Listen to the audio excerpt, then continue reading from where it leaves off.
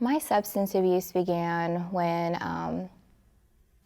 I was 14. My parents got a divorce, and for a long time I used that as the reasoning behind my substance abuse. But in reality, I played that to my advantage. My dad would give me my child support to me directly, not my mom, and I would use it to party. I thought that that was the normal thing to do as a teenager. So I started off with smoking pot, drinking, ecstasy came after that, cocaine, shrooms, acid, and it became something that I looked forward to because I was upset with my home life. And then after high school ended, I guess it just picked up from doing like party drugs to when I had our first child. They prescribed me Percocets after I had her, and I took those like every day. I felt like I could be a better mom then. So then it became an everyday thing. It wasn't a weekend party thing, it was every day. I needed some type of opiate to help me be the best mom I could be, is what I told myself. Because it gave me energy, kept me from being sleepy and able to do everything. Went from pills to OxyContin, then we went to methadone to try to get off the OxyContin, then methamphetamine to get off the methadone. And then we went to heroin. Of course, when I started all this, I said I'd never use heroin or meth. And then I ended up shooting up heroin at the end of my journey with it, and meth. As for me, as she described, she came from a divorced family. Mine was the exact opposite. You know, we had the picture-perfect family. My mom stayed home with the kids. My dad worked. He worked a lot in order for us to be able to have what we needed to make the best childhood. Now, I was raised in church, but when I was about 15 years old, I left the church, and it was a quick downward spiral after that. I was basically smoking weed and going to parties just to fit in, and quote unquote trying to find myself. You know, I started drinking soon after. The drinking and the weed wasn't enough. How I got caught on all the opioids. I worked in a factory. I'd lost my fingertips. I'd gotten into car wrecks. I'd gotten kidney stones, so I was getting like all these pain pills from different doctors. And slowly, before you know it, I got hooked on the Norcos, got hooked on the Percocets and the Vicodins, and shortly thereafter that wasn't enough, so I got into the OxyContins. I had taught myself to cook meth to help feed an addiction and to help basically with the withdrawals of coming off of the oxys and coming off of all the opioids. And shortly thereafter, we ended up getting introduced to heroin. And heroin at that time was more available than anything else. And in between all this, we was wanting out. We just didn't know how to get out. We were tired of it for a long time, but we just didn't know what to do to get out of it. It's not like we loved our life and we woke up loving it. It's just, we were just stuck. We just didn't know, and we would feed off of each other. Like when one would be ready to just stop, the other would not be. And then finally we got to the point where we were both ready, and then we were just like, we just didn't know how.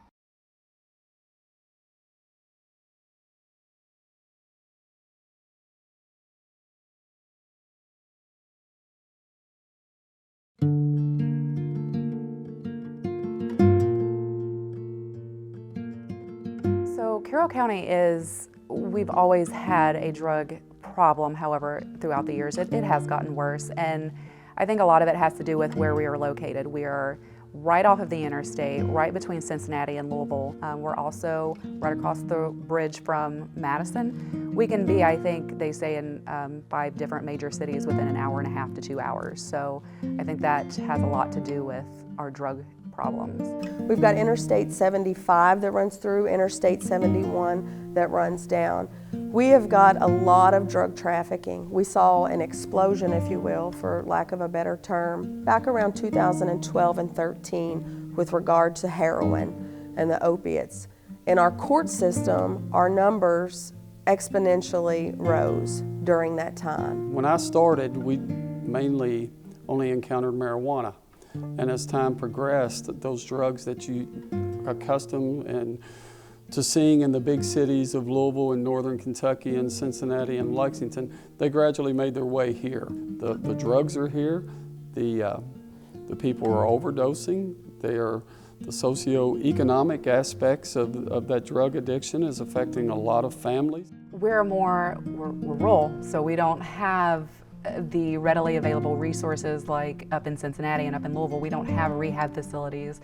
We don't have inpatient detox. While we have a detox here, it's on a very small scale. Transportation is also an issue. So say I have somebody that is needing inpatient rehab, I have to send them to Louisville or Cincinnati. So then I've got to find transportation to get them to and from Cincinnati. And then once they are done, I got to get them back into our community. So it's like they may do great up there, but then I've got to bring them back into our area. Then we've got to find housing. And it's hard to explain to people that aren't from Carrollton what the issue exactly is. I sometimes get told, well, hey, just call an Uber. I'm like, well, we don't have Uber here. We're very limited on our transportation, and a lot of these people don't have vehicles, or their vehicles are not reliable, or they don't have money for gas to just get them to and from an area. The resources that Carrollton has, we have great resources. We have a great community that cares and loves people, but we're still very limited as far as if you need a specialist. Sometimes not all of them come to Carrollton. A lot of mental health resources, we don't have a lot of those readily available in Carroll County. I've been working in this court system in different capacities now for about 25 years. And I have seen people, I have prosecuted people now that I dealt with in their homes when they were infants. And when you have substance abuse involved in households and lifestyles, and that's what we talk about when people get out, where are they going back to?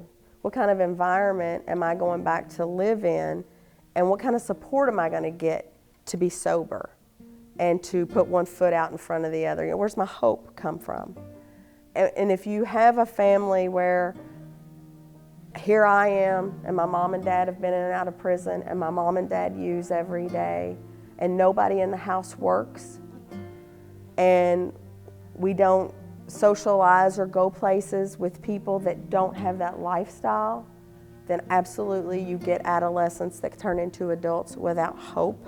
When grandparents are raising grandchildren, there's a huge age gap. So you've got the grandchild who doesn't have that parent, that mom, that dad, and confusion. There's anger towards that parent that may not be active in their life. I had a client, I've had actually several cases, it's not just one in particular, but it's been several, I can think of 4 or 5 off the top of my head, that the mom had been into drugs for several years.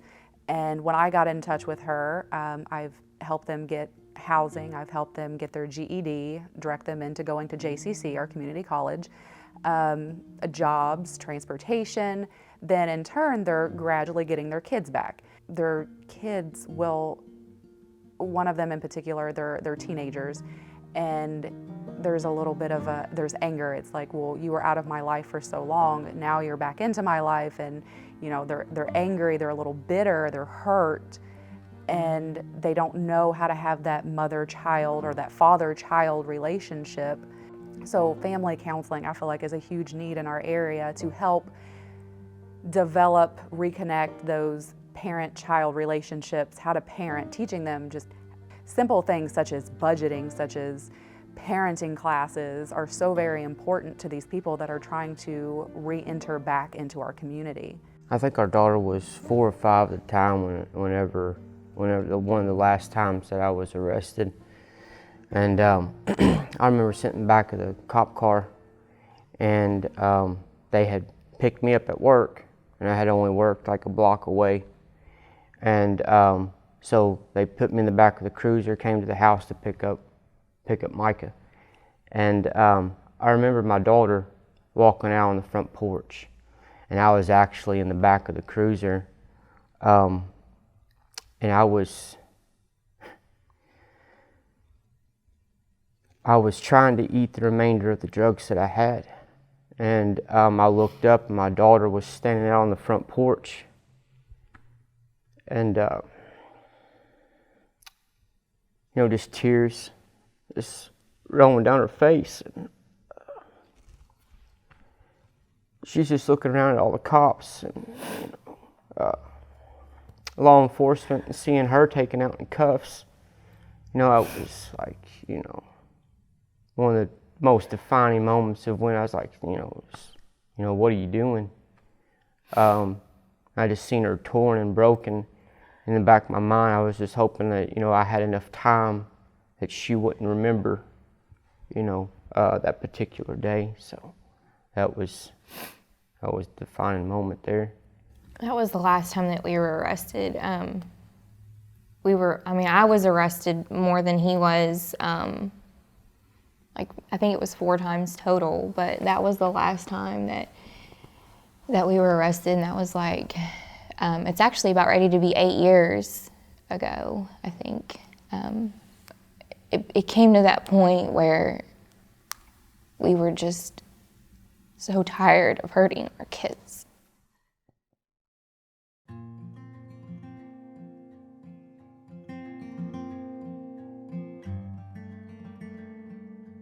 In the past, the only way people could ever begin to get on a path to recovery was through the intervention of law enforcement, making an arrest, then going to get indicted, and then having the penalties assessed, which meant drug treatment or being put on probation with drug testing. I can tell you in all the cases that I deal with in the felony prosecution, probably 90% of my court dockets involve substance abuse. A lot of people won't go and seek out treatment on their own. Unfortunately, a lot of times it's with a court order, and people don't like the introduction into the court system, but a lot of time what that does is say, hey, I've got to do this, there's an order, and I'm going to stay put in it. Our families that live locally, they don't know. They don't know how to go through the system. They have no idea who to call. They don't know who can help them answer those particular questions. And they have a hesitation because they feel like when I call the police and I introduce the court system into this, then it's punitive and I've caused trouble. I don't know of a single person out there who I've encountered on the street, had to arrest, or that my officers have had to deal with that wants to be where they're at. They don't want to be suffering from that addiction. They don't know how to get themselves out of it though. Generally, I have found that until somebody hits their rock bottom, their lowest point in their life, that they're not going to seek that help. And that different people have a different rock bottom. And for some, that means that it's an overdose and it's a death. We want to get to those people. If we can impact them enough through our words, through our actions, that will get them someplace to get them through it and over it and looking for a brighter, better life, that's where we want to get. That is the whole purpose. We're police officers, but we also have a soul and we have a heart, and that is to help people through their problems. In the court system, although people have the, in theory, ooh, it's punitive, I don't like that, I will tell you that there are a lot of people locally here that will tell you, but for the introduction of the court system with it, they probably wouldn't be here today. We're not in this to lock people up, to put people in jail. What we're in it for is to have thriving, healthy, successful families and without addiction, recovered, delivered people. I can tell you that in the past, whenever we was trying to do these and find people help on their own, You know, we would call somebody in Louisville would say, "You're not in our service area." Then we would turn around and call Northern Kentucky, and Northern Kentucky say, you're not in our service area. And sometimes your service area for a certain problem may be Lexington, but then the next problem that you encountered, it may be Louisville.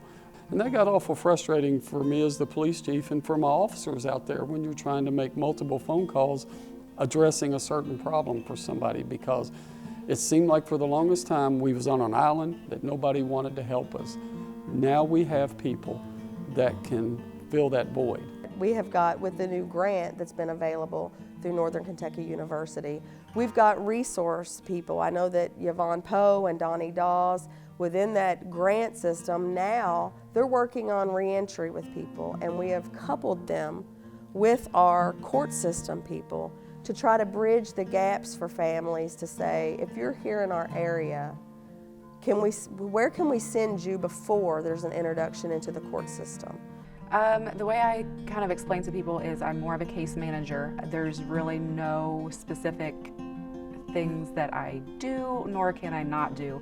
It's whatever there is a need, I try to find the resource and connect somebody with that resource, whether it be transportation, food, primary care providers, mental health resources, or substance abuse resources. That's what I tell everybody. I'm specifically for substance abuse. I help with substance abuse. However, I'm not going to tell somebody I'm not going to help them, and everything can kind of be tied back to an opiate use problem. For example, I was working with an elderly lady that was needing some housing resources. Well, the situation that she was in, her grandson was on drug use, and that's why she was needing to get out of it. She was not on opiates, but she was in a situation that needed assistance.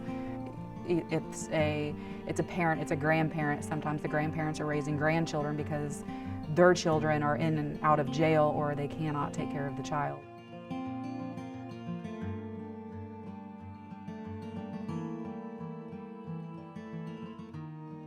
Just a story. I was going down 227, which is right up the road here, and just got done sticking 20 milliliters of heroin in my veins. And I drunk a fifth, just killed the last fifth, and I seen blue lights. Got a car, start fighting them. They beat me up.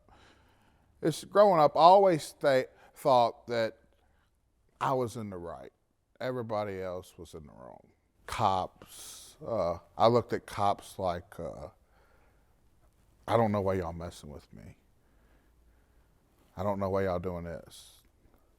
But now, it's like I was the one in the wrong. They're just doing their job. What made me want to change was, because when I got out, I didn't know what I was going to do. I was still fighting in there. I was still doing the same stuff in there. Then I've been stabbed up in there 3 times for doing the same stuff I was doing out here. And the last time they about killed me, they hit me 17 times. But when I got out, I found the job that I'm at now. The woman helped me. She directed me to this church. Hey, come on. I told my girlfriend, which is my wife now, I said, well, we're going to church. She's like, you serious? Like, yeah. So we go to church, partied that night before, come to church. She got half her head shaved. She's still hungover. And we're sitting there, and Pastor Taylor, which is the pastor of the church, he said that he was speaking on repentance, and I felt something in my chest that something was pulling me. Like, go up there and pray, go up there and pray. I'll come up here and pray and ask God to forgive me. I was like, I don't know if this is real. And God touched me. So I got baptized in Jesus' name in that tank right there. I know God has put things in my life and took things from me for the good. He took things away from me. He put me through something, and now I'm something. I know my purpose of life. The only reason I ever heard the word God in my home growing up was when my parents were cursing at each other.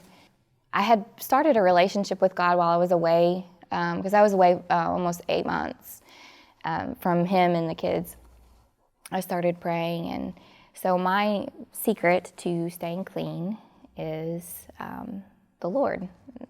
He completely took away my desire to use drugs. So when I have to think about like the years that's passed, it's been days turn into weeks, and weeks turn into months, months to years.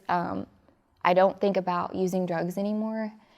That is my secret, and he was with me the whole time. I realized that I had experienced addiction, and I'm trying to use that for good now, because I want people to know that you don't have to live this life of hopelessness, because I felt like I was meant to be an addict my whole life, and that's clearly not what the Lord wanted for me.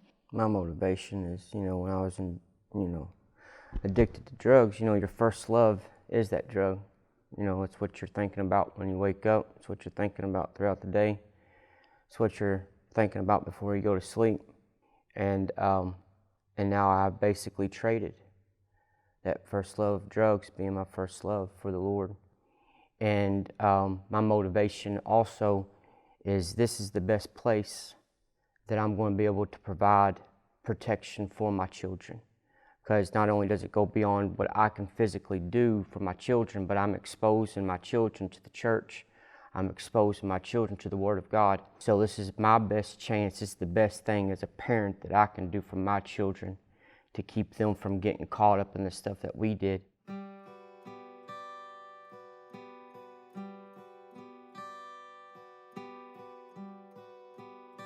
I would want people to know that there is a whole lot of people in this community right now that are currently trying to battle and attack this opiate addiction problem. We would want them to know that if they need help, there is resources available in this community that can get them the help that they need. And people that are dedicated to ensuring that if they want it, they will get them put in the right direction and put in the right treatment and get them their lives headed back in a positive manner, because that's at the end of the day, that's all anybody wants, is people to grow up, to be successful, and to have a great life. And that's what we want for people. And once you do that, it makes your community better, it makes it stronger, and it makes it a more desirable place for people to live and visit and want to be a part of. It's going to be a long process. It's going to take years. We didn't end up like this overnight, so I know we're not going to get out of it overnight. And that's what I try to tell people that I'm working with, and they want to see instant results. They want to, well, hey, I've been sober for 30 days, I want my kids back, I want a job, I want this, I want this. And I said, you didn't get in this position to where you are in a day, and you're not going to get out of it in a day. It's just not going to happen. It's going to be a long, slow, frustrating, painful process, but it's going to be very worth it in the end.